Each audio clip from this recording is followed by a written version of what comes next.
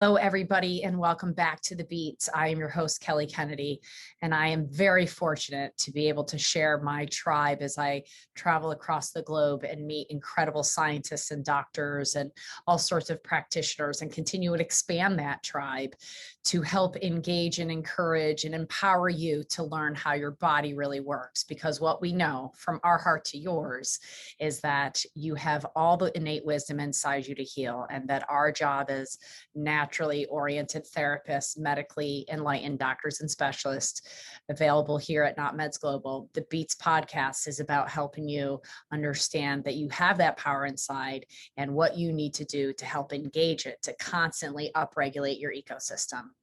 Thank you so much for being part of our community. If this resonates with you, please go ahead and share this episode. We are always open to your comments and your questions as always. And welcome back to this week's episode of The Beats.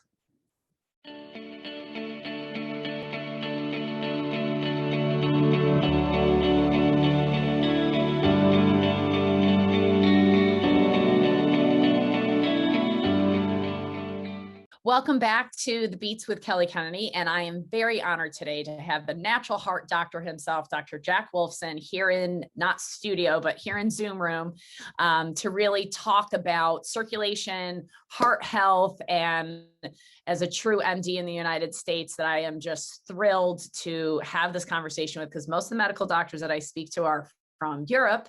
And so it's very nice to meet a nice new friend and colleague, Dr. Jack Wolfson, and honor him today through our podcast and all the work that he's done. Thank you for being the pioneer that you are for all of us, from all the different subject matters that you've dealt with and all the turmoil you've gone through in your life professionally, and I'm sure personally, to be able to stand up and say uncomfortable things and do the right things by the people. Thank you so much for what you've done for all of us.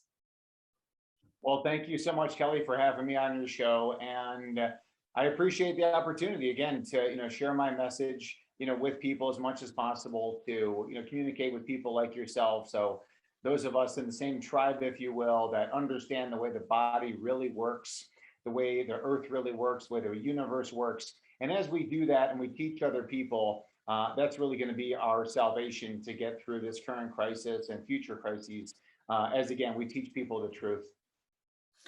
And so can you tell us a little bit, for those that don't know in the community, how your journey started going from standard cardiovascular doctor to, okay, now I'm the natural heart doctor? Because that's a bit of a jump.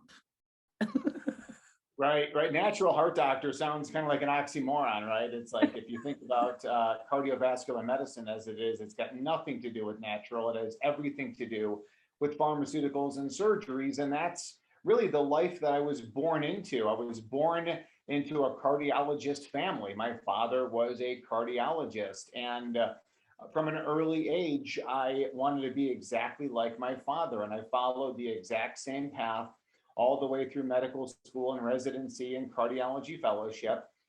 And now I'm 2 years on the job as a practicing hospital-based cardiologist. And I'm with the biggest group in the state of Arizona, on my way to becoming a senior partner in that group and making significant revenue as such. And at that time, which was around 2000, late 2004, early 2005, I met this woman who would open up my eyes to health and wellness. And she is a doctor of chiropractic, DC, or as she says, DC doctor of cause. And she said, you have to become a DC, you have to become a doctor of cause. And that is how you're truly going to help people. Because at that time, I saw, of course, sickness all around me, with the hospital as a revolving door. Someone comes in with a heart attack, and then we do an angioplasty and a stent, and they go out on pharmaceuticals, and they come back soon after with another heart attack or complications from the pharmaceuticals. And also, what was extremely pivotal at that time was my father was diagnosed with a Parkinson's-like illness. He's in his mid-50s. He's diagnosed with this Parkinson's-like illness. We take him to the Mayo Clinic. And the Mayo Clinic diagnoses him with something called PSP, progressive supranuclear palsy. They say there is no cure. And when asked, there's no cause. So the Mayo Clinic says there's no cause for my father's illness. And then I meet this young chiropractor and she tells me exactly why my father is sick. And she said, if you want to help people, if you want to avoid being like your father, again, you will become a DC doctor of cause. And because of my father, because of what I saw around me, I started to make the change into the natural heart doctor you see before you right now, or if you're listening on the audio version, what you're hearing right now. What an amazing story. And let's just jump to it. She became your wife, right? And you got 4 beautiful kids with her. And she obviously influenced you in more ways than one, but what an incredible, I can't wait to meet her, because I'm sure that she is a tidal wave in and of herself to be able to make such an impact on somebody that was so focused in one particular direction. And I'm sorry that your father had that diagnosis, yet glad that it was a wake-up call for you and so many others. And it is, particularly with this particular virus world that we're living in right now, and looking at cardiovascular health as one of the comorbidities. And I would love to talk about that a little further, because I think that, like you said, people just think, oh, I went and had my stent placed, I'm now taking my pharmaceutical drugs and I'm good. It's treated, so it's not part of my comorbidity. It's not part of my experience anymore. Do you feel the same way about that? No, most certainly not, because medicine is fantastic for a Band-Aid approach, or maybe that's giving them too much credit. Medicine is a Band-Aid approach, and sometimes not a very good one. And unfortunately, what happens is that people are left with this false sense of security, that now you're taking a drug for your blood pressure, now you're taking a drug for your cholesterol, now you're taking a blood thinner, and you think you're safe. And the reality is you're not safe at all. Those pharmaceuticals, if they have any benefit, according to their literature from the pharmaceutical companies, the benefits are very small. And we do people a disservice when all we tell them about are the pharmaceuticals. And that's why I've done videos why statin drugs kill, millions of people. Now, why would any cardiologist ever say that? Because the literature would say otherwise. Oh, no, statin drugs are saving lives, albeit few, but they're saving lives. So why would we say it kills millions of people? And it's because, again, we are leaving millions of people unprotected. They think they're protected by the pharmaceuticals, but they're not, because they're not going after the cause of cardiovascular disease. So if they're not treating the nutrition, if they're not going after the cardiology healthy lifestyle, if they're not looking at environmental toxins and pollutants, if they're not looking at dental health, in your scenario, if they're not looking at lymphatic health, if you're not looking at the most advanced testing in the world, if they're not looking at the most advanced evidence-based supplements, if they're not doing all that, then they're getting shortchanged, and hence millions of people around the world are suffering, and it doesn't have to be that way. I have so many clients that come to us because we're not doctors, and they're like, oh, I'm so thankful you're not a doctor. I've been to all these doctors, and they start to give doctors a bad name. And what I constantly say is, listen, doctors study medicine. And so stop being frustrated that you walk into a doctor who studied medicine and giving you medicine. But I think what we could both agree about is maybe what we're frustrated with is the medical schools and what they're not teaching. And what you had to do was go and re-educate yourself and continue to re-educate yourself, like you just said, for the evidence-based supplements that work, because supplement companies come and go, and they're always looking at new technologies to make things work even better. And that's an undertaking, right? Or an undertaking, whichever way you want to look at it, when you've already spent 8-9 years in school, college, advanced, plus hundreds and hundreds of thousands of dollars in your education. Now you're finally the doctor, but now you had to do all this additional research and all this additional schooling. And that's one of the many reasons I respect you, but I would say that is unusual. And this is a little off subject perhaps, but how did that happen for you? And how can we get other doctors to jump over that barrel to go, hey, maybe the way I've been educated isn't all that there is. Maybe there's a whole nother way. Yeah, you bring up a great point. Essentially, the changing and the brainwashing of the medical doctors, the control thereof started in the early 1900s by the Rockefeller Foundation. He commissioned Simon and Abraham Flexner to come up with the Flexner Report, which essentially was the new guidelines as to what medical training would be about. And right at that point, it became just totally controlled by the pharmaceutical, and surgical industry, and it continues to this day. So you're right. Don't be frustrated, I guess, with your current medical doctor, because that's just the only way that they're taught. That's the entire training program.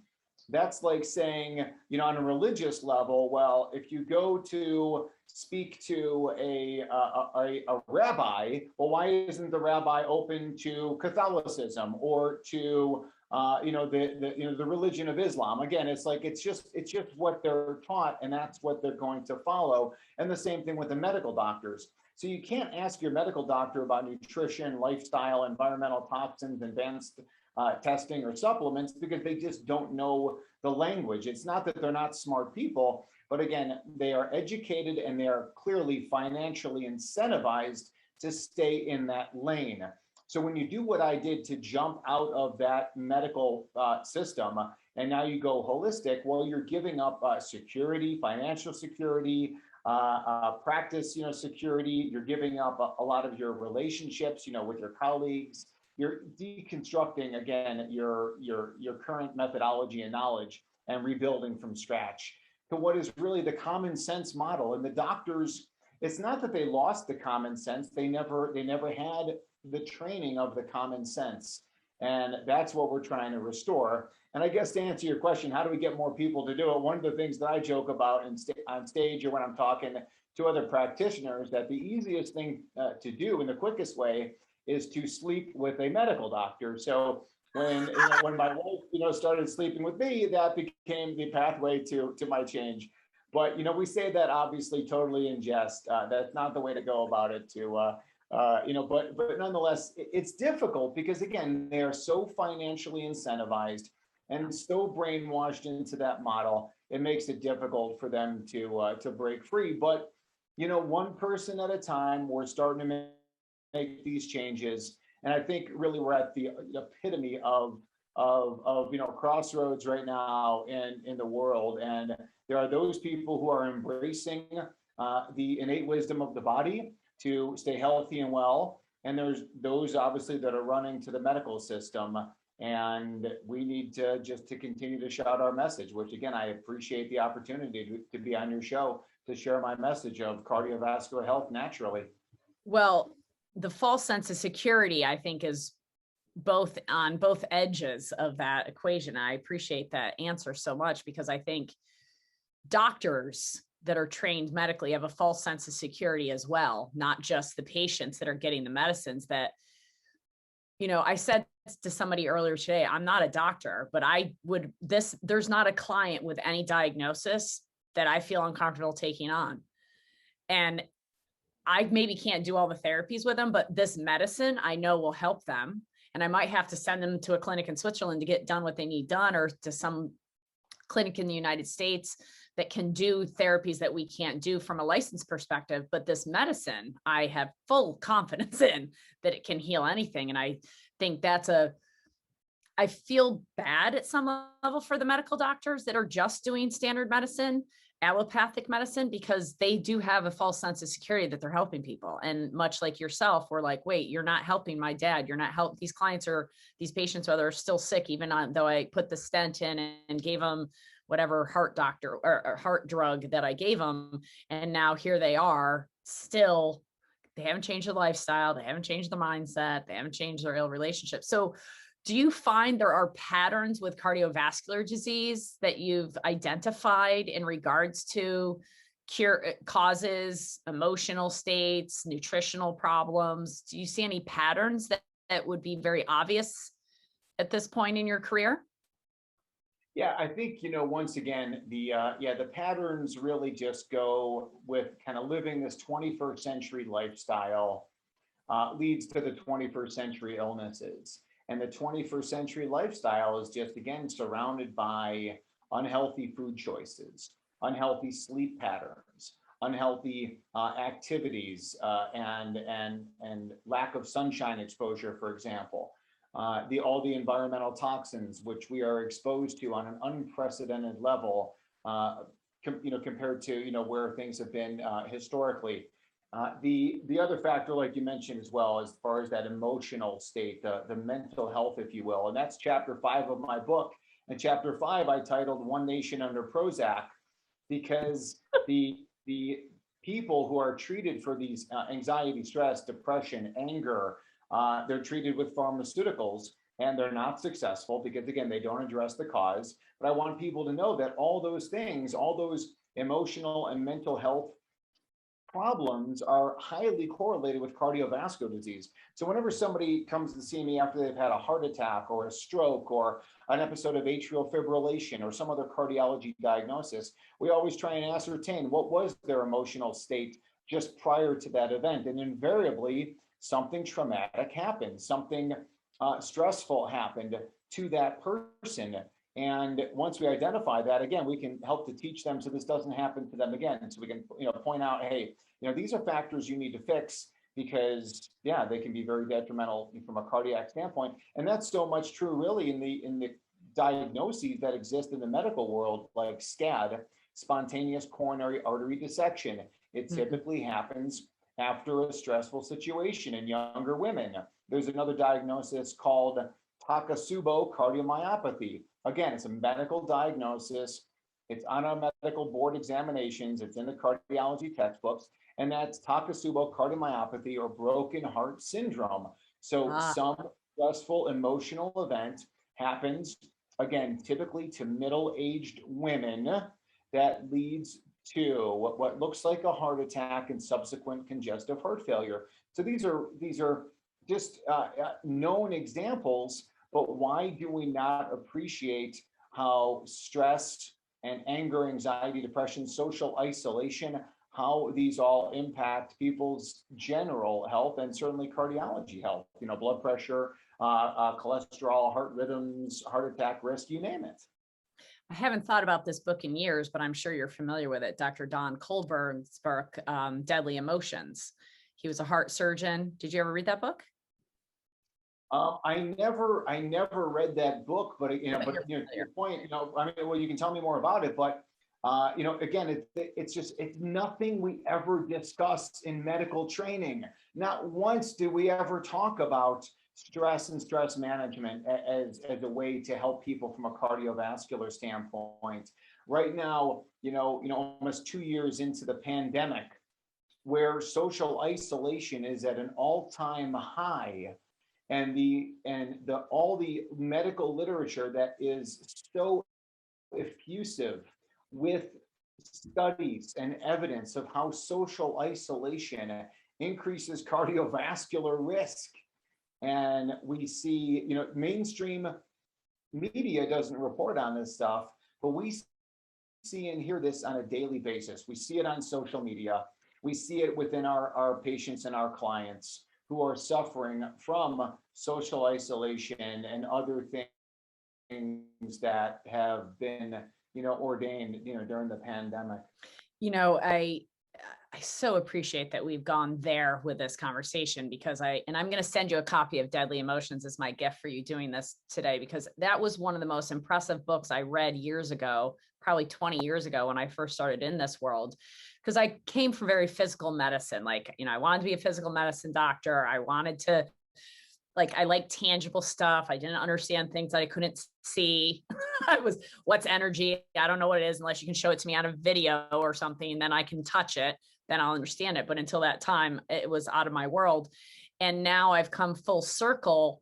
And I don't know if you know this, but the tagline of this, first of all, it's called The Beats, meaning the heartbeats, and its tagline is "From my heart to yours," because I want people to understand that you can do all the physical medicine, but it's about your own inner heart and your own connection to yourself.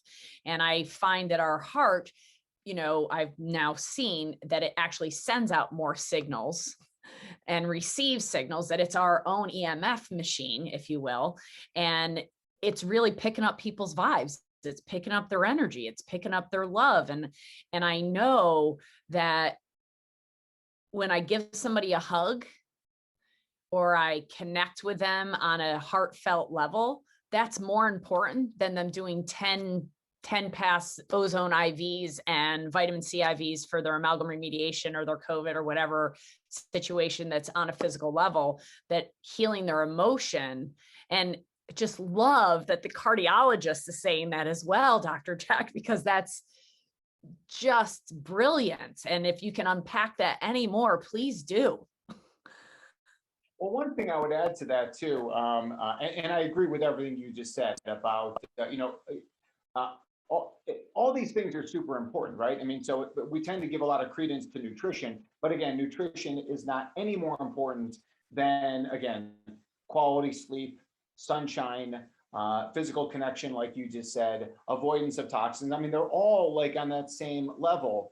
But I think, when you talk about the electromagnetic field and the experience of what that means when you're with another human, we do know obviously from social isolation studies that being isolated is a problem. But also I like to look at that in that kind of connection about the evidence about people who have pets, particularly the most research is on dogs.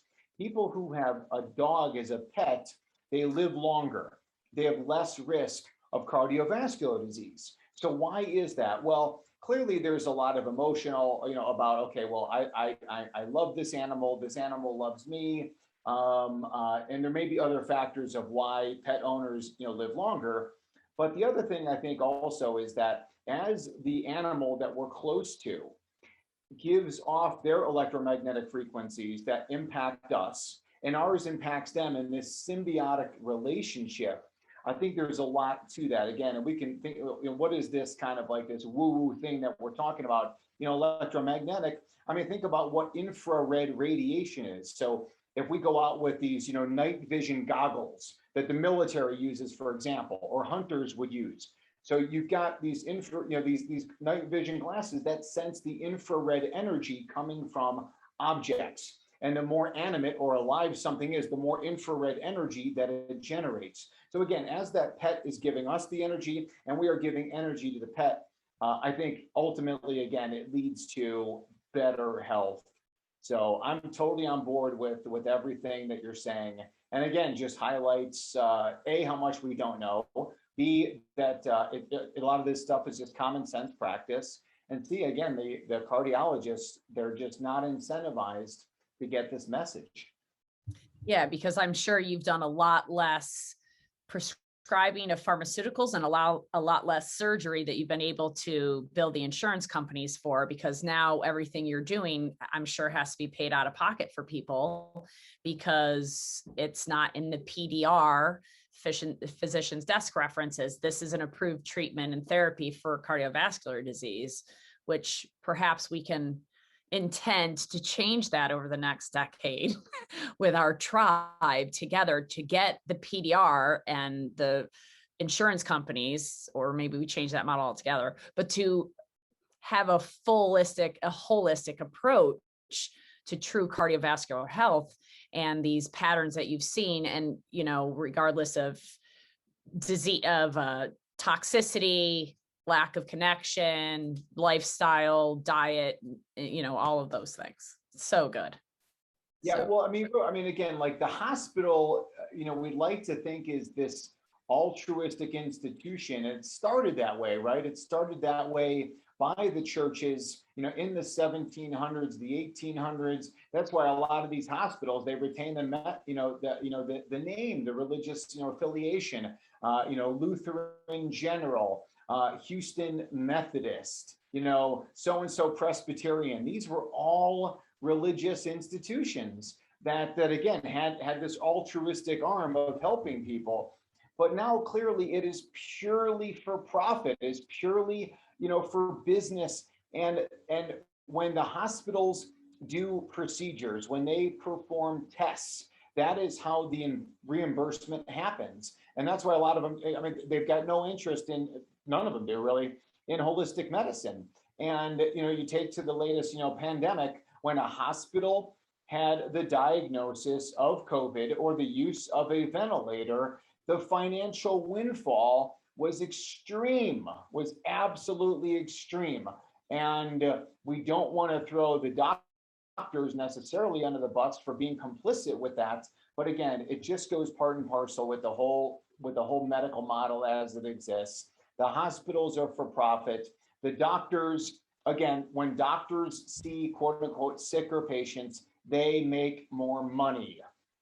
It's just the way that medicine currently is.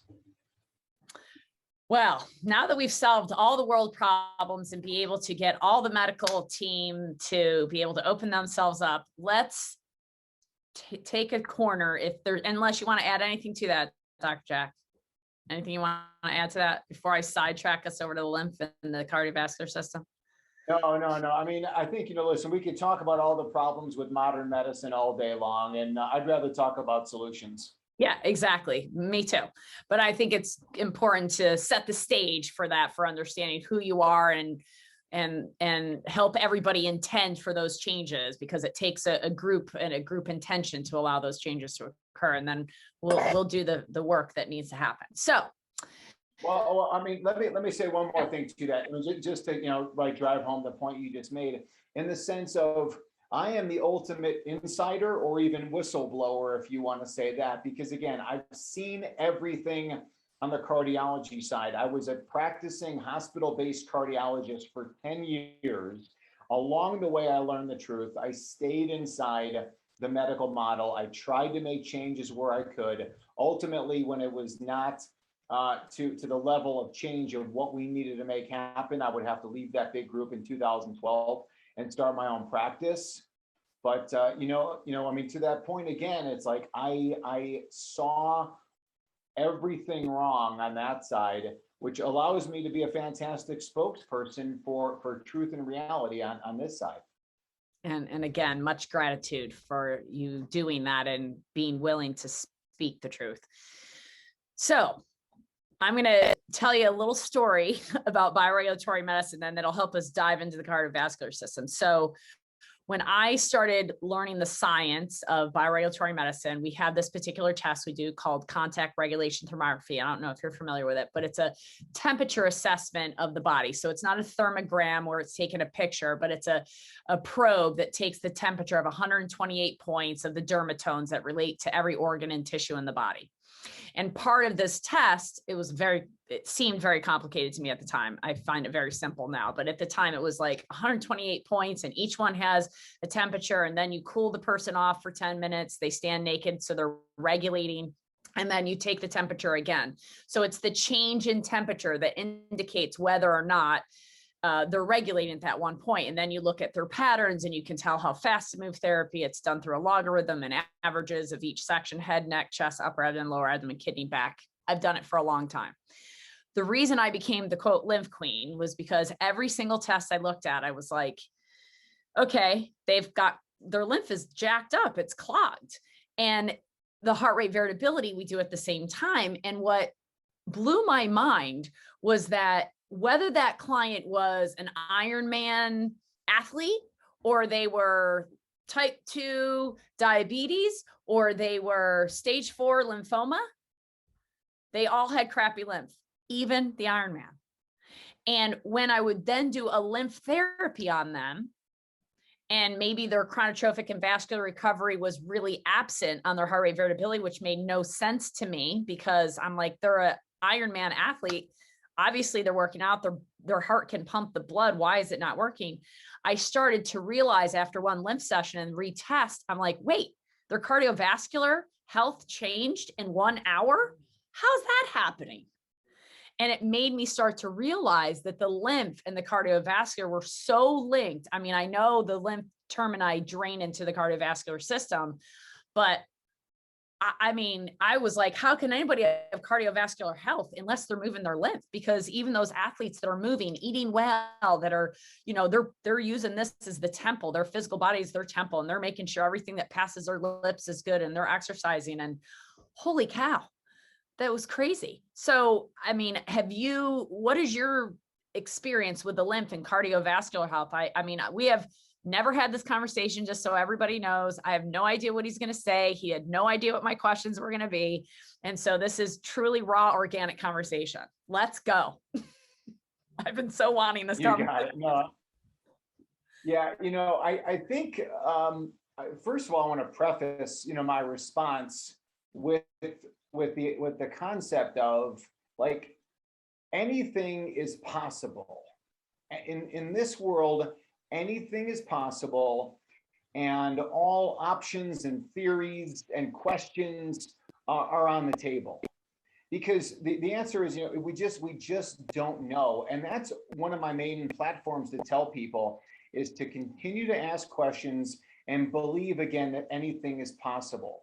So whatever theory you have about heart disease, about cancer, about viruses, whatever it may be, again, we should be able to question everything. Because when you mention this test that includes, 128 different areas, the average medical doctor would roll their eyes to that, or roll their eyes to thermography and say, oh, there's no science, there's no data, there's no literature.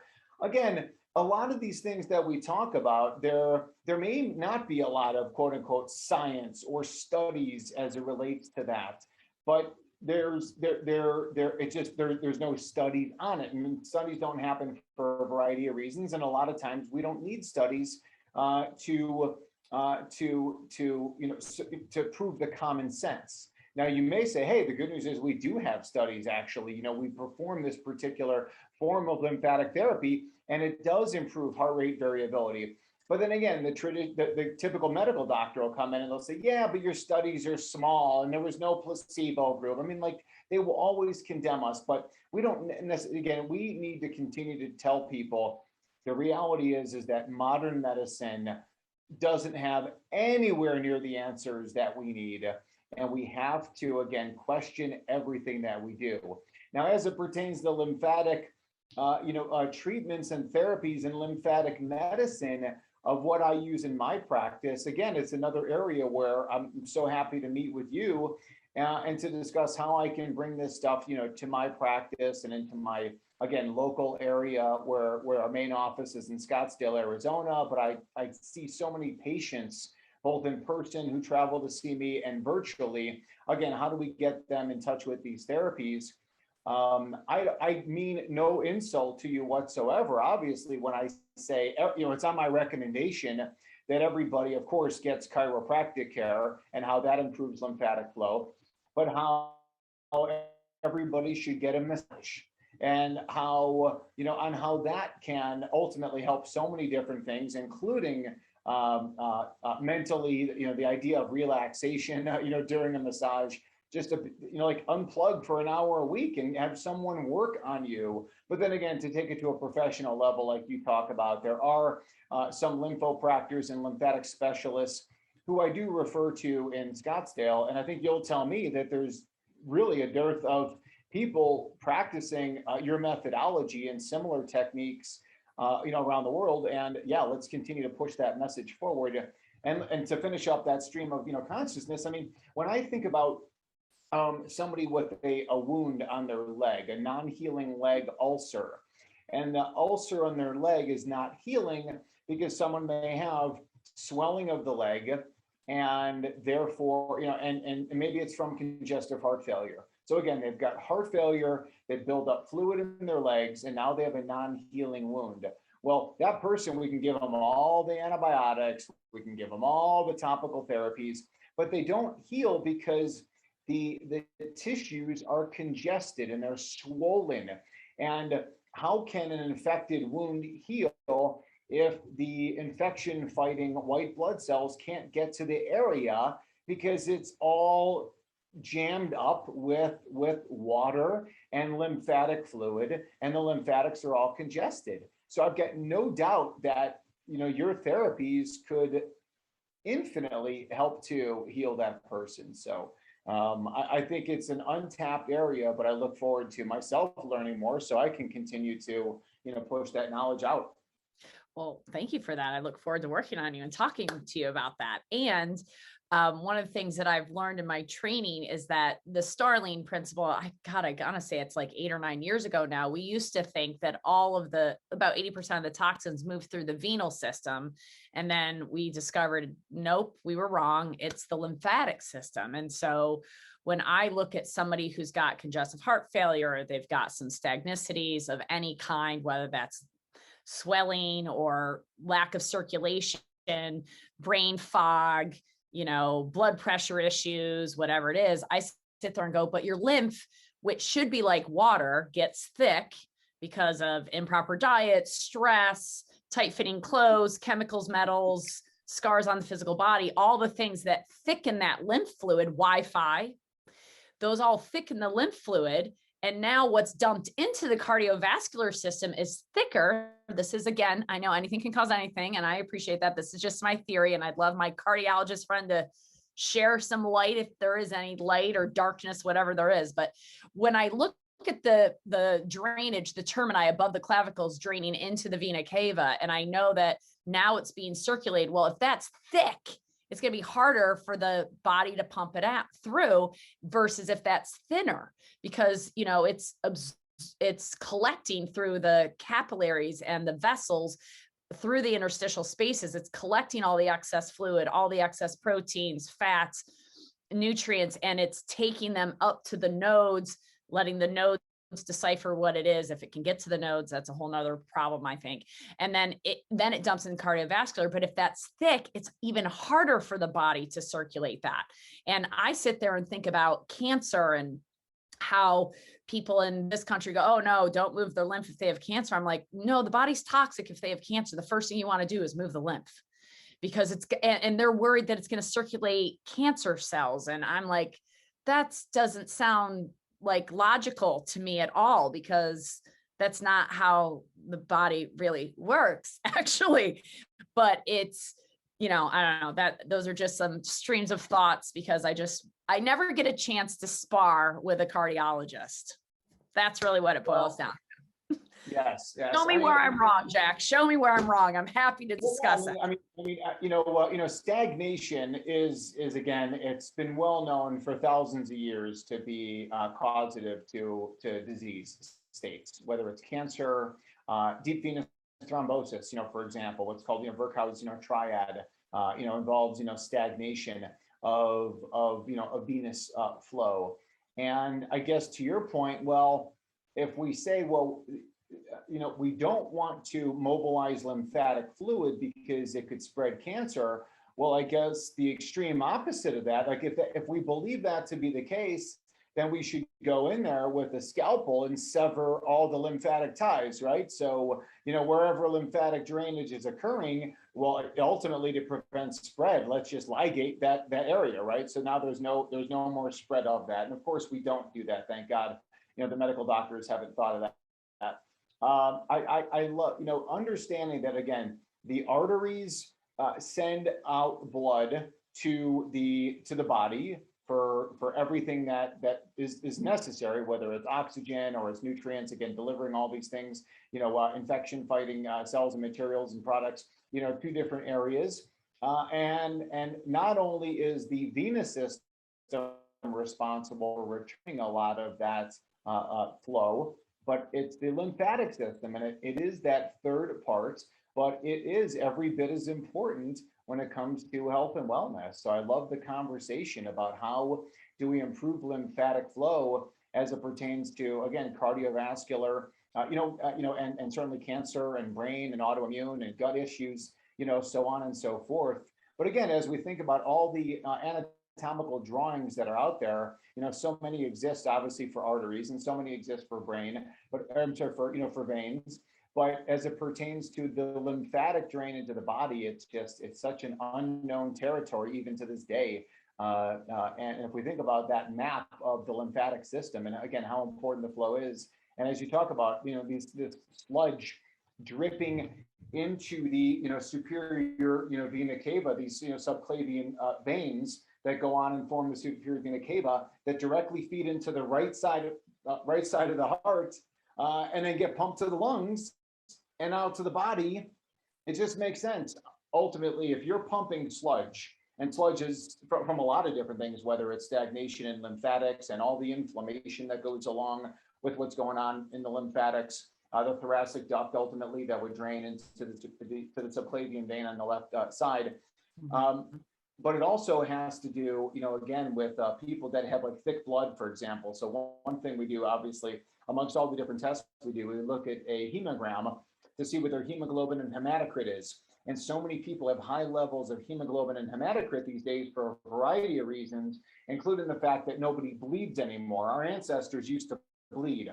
Our ancestors, it was a traumatic type lifestyle, and now we don't even cut ourselves shaving anymore. So our hemoglobin tends to go up high. Now, again, that leads to thick, sludgy blood, which of course raises blood pressure, more stress on the heart, more blood clotting that ensues, more turbulence in the blood vessels, and we have a lot of illness because of it. So I recommend all my patients and clients, of course, we check their blood work to make sure they're a candidate for it, but pretty much everybody goes either to donate blood or for therapeutic phlebotomy. Like no one's going to accept your blood for whatever reasons, but you go somewhere and they take off 500 milliliters of blood and they throw it in the a hazardous waste bin.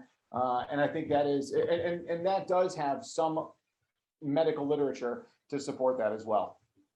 Well, and some of my friends in Switzerland use leeches. But yeah, I think that I've never thought about that. There was bloodletting, right? I mean, that's a very common thing that happened back with Chinese medicine, traditional Chinese medicine. They do a lot of bloodletting. That's very interesting to release the tension essentially that's housed. Of course, I would then think, what's the cause? What's stagnant? What's causing that stagnicity while you're treating it? What's also the cause? So one of the quandaries that I have in my practice, again, you had no idea I was going to ask you this question. I didn't know I was going to ask you this question, is that after I've been working with clients for some time, I find it's not overly common, but I'd say maybe 5% of the population that when my husband and I have worked with them, we've helped them get rid of their amalgam fillings biologically. We've helped them handle their scars. We've helped them handle their lymphatics, their emotional piece, everything. They've changed their nutrition. They're eating a plant-based diet with good, healthy organ meats and a good variety of diet, not one extreme or another. They're even doing intermittent fasting. Why do I get so many people that all of a sudden have high cholesterol? Is it that they're not converting the cholesterol, perhaps? Like, I'm really plagued by this. Any ideas? Well, chapter 1 of my book is called, cholesterol is king. And so we talk about the importance of cholesterol, why our body makes it, and why all animal species on planet Earth make cholesterol. So we talk about that. And once we understand how important cholesterol is, then we have to determine again, like, what are the real factors related to what our cardiology colleagues call, high cholesterol and such. It turns out actually that cholesterol as a blood measurement is not a very good determinator of health. We know this from the 1970s, the Mr. Fit trial, that a total cholesterol 160 to 260 tends to be about the sweet spot when it comes to overall health and wellness and death and dying. Now, the most important cardiovascular marker as it pertains to cholesterol or lipids is actually a ratio. It's called the ApoB, ApoA ratio. And when the lower that ratio is, the better. And this is testing that can be done through any major laboratory. We do that in our office. We offer it to people online. Yada yada. So I guess in short, what I would say, to your point, if the cholesterol and that ratio is abnormal, we have to circle back to why, because a lot of it has to do again with irritation to the body. If the body is irritated, if the body is inflamed from all the things that we've already discussed, then cholesterol can be abnormal. Now, the answer, of course, is not a pharmaceutical to fix the ratio. The answer is, as you said, get to the root causes of why this is happening and start to reverse it. And that's how we're going to be successful. I do want to ask you though, because you mentioned plant-based and then you mentioned organs in the same sentence, and I know it's isn't it? Mm-hmm. Go ahead and unpack that for me. So we've done all the extreme diets. I've been an orthorexic back in the day where I went blood type diet. Then I went keto. And then I went, I haven't done carnivore. My good friend Al Danver really wants me to do carnivore. Unless you're giving me pills, I'm a reluctant carnivore to begin with. But what I found through all of that is like, they're good guidelines and they're good short-term therapeutically to do any kind of diet. But the reality is that we should all be flexitarians. High quality meats, ideally organ meat seems to be the best from a human species. And when I think about the fact that we evolved, I believe God created evolution, so don't get down that rabbit hole, but we've evolved from hunting and gathering to having oranges every single season of the year, all the year round. And I live in a very different climate than you live, yet we have total access to the same food, probably unfortunately from the same farmer, except for the fact we probably both use CSAs. But the reality for me is that a short-term diet is really a good idea therapeutically. Intermittent fasting, I think, is brilliant all the time, because our body wasn't designed to eat 3 meals a day all the time. It's just not typical. And if you follow your own pattern of eating by, I'm hungry today and I want that, then you eat that. So that's how I come to that. And plant-based, meaning when Ein and I first started this practice and we told people to eat gluten-free, I was blown away what people walked into the door with. Packaged food. And I was like, I'm sorry. When I said gluten-free, what I meant was go buy vegetables and fruits and meat. That's what I meant. I didn't mean to go eat packaged corn in a different form than you were eating it before. You need to eat whole food. So maybe that's the better way to say it. Whole food in its whole form rather than plant-based. So it's a little bit of everything. Just be a flexitarian. Does that make sense? I mean, why is it that we don't have to teach a lion and a tiger and a giraffe and a gorilla and a monkey? Why are humans the only ones that are confused about what to eat? When you think about that, it's really a problem. And I'm not going to say I've got all the answers necessarily. I mean, again, I say no matter what diet program you follow or whatever you're eating, make it organic. I've got zero room for dirty dozen, in the clean 15. I've got zero room for restaurants that would say, organic, when available. I don't use any of that dialogue whatsoever. If it's not organic, if it's not pesticide free, I don't eat it. And, to the point where you talked about carnivore and some of these other programs, I think a lot of them can be good for kind of like a cleanse or a detox or a change to shake up the system. But to me, it always reverts back to hunter-gatherer, ancestral, paleo, whatever we want to call it. Again, we can see that today in modern societies. We can see it in historical writings. We can see it from TV shows like Alone, Naked and Afraid, Survivor. These are hunter-gatherers that are there. So, the concept of plant-based, I'll take issue with. And again, I know you would love to discuss it further as well, because that's just such a buzzword. But to me, I'm animal and seafood based, because those are the most nutrient dense in the world. And as it pertains to carnivore, I think where the carnivore people get it wrong is that they fail to discuss the seafood story. And to me, seafood is the healthiest food on the planet. There's no second or third place. And then after that comes in the organs and the muscle meats and stuff like that. And then if you want to be this hunter-gatherer who's eating, vegetables and stuff that would be available, and like you said, probably more so seasonally, undoubtedly plays a role there. And then the concept of intermittent fasting, I love intermittent fasting because I think it helps to break, food addictions. I think eating, my favorite concept of intermittent fasting is really just eating when the sun is out, because that's what our ancestors did. If it wasn't sunny, if it wasn't light out, they were sleeping or getting ready to sleep, or again, doing some other activity besides eating.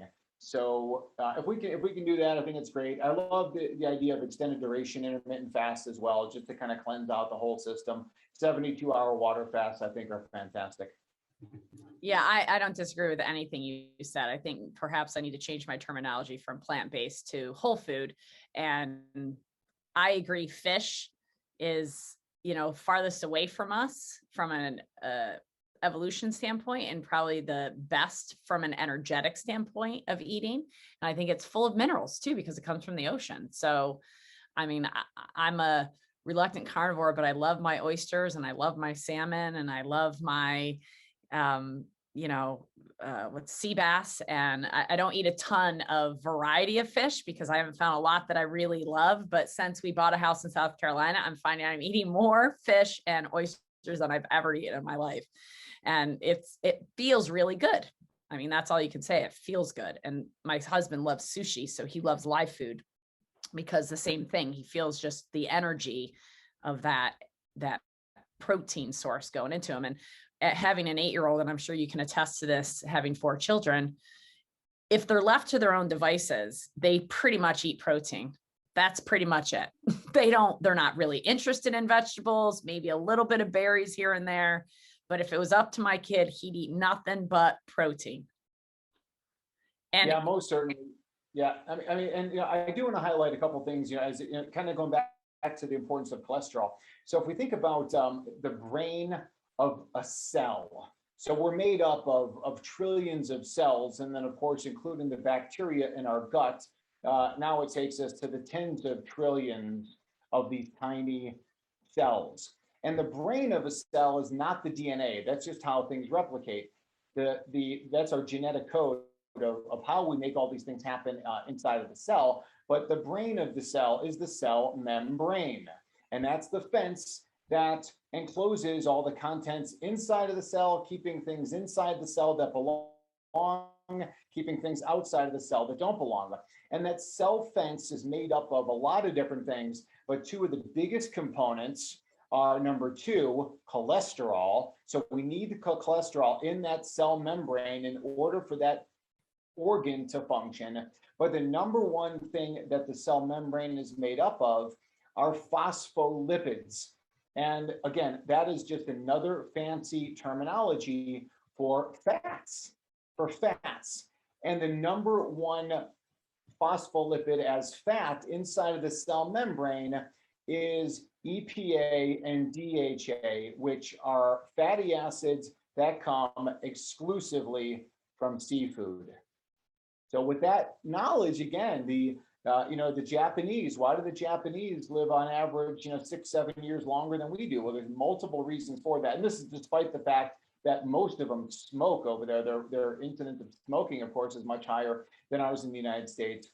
But I think, again, it's a seafood consumption story. To that end, regarding sushi, I would just implore people to eat the, wild, you have to request wild sushi or wild fish. So in that sense, we're asking for wild salmon. Tuna, of course, is always wild. So wild tuna, wild salmon, wild yellowtail and stuff like that to make sure we're getting those good levels of omega-3s. So, and you're right, to the children. Yeah, I mean, our children are, first food is typically some kind of shellfish. It's some kind of salmon. It is organ meats. It's liver. I mean, again, like you cannot find anything more nutrient dense than liver or wild salmon roe eggs. I mean, you can't. So we got to embrace that. No, it's true. And I've learned to embrace those, just like you said, embrace those. My husband loves liver. It was the first thing we ever gave our kid outside of breast milk. And I was standing over the stove cooking it going, oh my God, but he loved it. Absolutely loved it. And, I'm learning to love those things because I know it's healthy for me and I feel better when I eat those things. So you have been fantastic. I really have enjoyed so much your time. And I want to share with everybody, first of all, you can find Dr. Jack Wolfson on thenaturaldoctor.com, but also he has made access his book called freeheartbook.com. Not really tough to remember. He made it very simple, freeheartbook.com. And before I let you go, if you have another couple minutes, I have one question for you that I'd like to ask at the end of my podcast, which is this. One of my goals for this podcast is to be able to educate enough people that we create a tidal wave that 3 generations have changed and medicine has been turned on its head. And we truly have healthcare instead of sick care. And I know that's going to take 3 generations, and meaning 23 billion people have to be shifted in order for that to really stay and be held. But right now we have about 7.6 billion people on the whole universe planet, let's say. So if you had a microphone and you were able to talk to all 7.6 billion people today, what would be the secret to your life, success, health, whatever you want to embody that? What would be the secret you want everybody to know, Dr. Jack? Yeah, I think on that kind of macro level of what I would tell people, it would not necessarily be, again, obviously we can go down the whole thing about telling people, hey, listen, spend more time outdoors, embrace the sunshine, embrace the sleep, eat such and such of a diet, have good relationships. Ultimately, I would have to tell people for sure is stop consuming anything that is chemicals, I guess, if you will, any kind of man-made chemicals, not to consume them. So that would essentially include not eating any foods that contain pesticides or artificial sweeteners, flavorings, colorings, but it would also talk to personal care products. It would talk to skincare products and laundry detergents and fabric softeners and dryer sheets, and it would extrapolate into the furniture, that we would use, the clothing we would buy. So again, just not being a consumer of anything that is laden with these synthetic chemicals. And I think if we did that, we could save the planet, save the health simultaneously, and the world would be an infinitely better place. Heard and agreed. Very much so. I couldn't agree with you more. The chemicals, the man-made, it's not in resonance with our organism. So it is not. Thank you so much. And thank you for sharing your time with us today. And next time on The Beats, you'll hear more, I'm sure, from Dr. Jack at some point. But in the meantime, thank you all for spending your time with us today. Share this. Make your comments as you always do. We really appreciate your comments and your time with us. And go check out Dr. Jack Wolfson, the natural health heart doctor, and freeheartbook.com to have access to this man's wealth of information. Thank you all for sharing your time with us today. Hello, and thank you so much for joining us and spending your time here with us at The Beats with your host, Kelly Kennedy. And I know today more than ever before, you now know better how your body works. And at the very least, we hope we've helped you raise some questions and help you continue to investigate. We are here to help you naturally optimize a better version and vision of yourself on every single level. And after today, you can better engage your innate intelligence and allow for proper regulation and proper regeneration. Make sure to subscribe to never miss a beat again. We hope you've enjoyed this week's episode. And just a reminder that this podcast is for educational purposes only. This podcast is not a substitute for medical advice or professional advice and care by your doctor or other qualified medical professionals. This podcast is created with the intention to provide information and education. This podcast is created with the understanding that it does not constitute professional advice or medical services. If you are looking for help in your journey and seek a qualified medical practitioner, or if you're looking for a biological, not meds practitioner, we can help you. Someone who's trained and a licensed health coach and someone that can help you make changes, especially when it comes to your health. That's what Not Meds mission is about. I hope you have enjoyed listening again to this podcast. It's one of my favorite things to do. And if you do, please feel free to share it with your friends, your colleagues, for the tips of living the biological foundational life and living in the flow. And if you have been listening and love the show, please do leave comments. We love reading your comments. We really do. And you can subscribe to us wherever you hear your podcast. Thank you so much from our heart to yours.